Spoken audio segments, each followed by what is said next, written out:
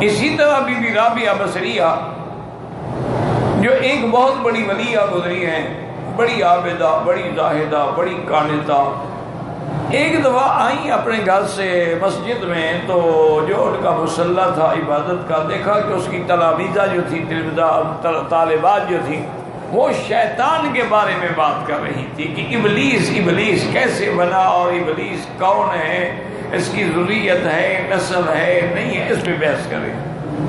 Be be صاحبہ رک گئیں اور دعا کے فرمایا کہ میری بیٹیوں، جتنی دیر آدمی دشمن کی بات کرے دوست کی کیوں نہ کرے؟ جتنی دیر تم شیطان کی بات کرتے رہے رحمان کی کیوں نہیں بات کی؟ چھوڑو، دفعہ کرو، مردود ہے، ملعون ہے۔ جب تم اپنے راستے پہ رہو گے تو شیطان کچھ نہیں کر سکتا۔ ان عبادی لیس لک علیہم سلطان، اللہ نے فرما دیا جو میرے بندے بن جائیں گے ان پہ تیرا جادو نہیں چلے گا، ان پہ تیرا زور نہیں چلے گا۔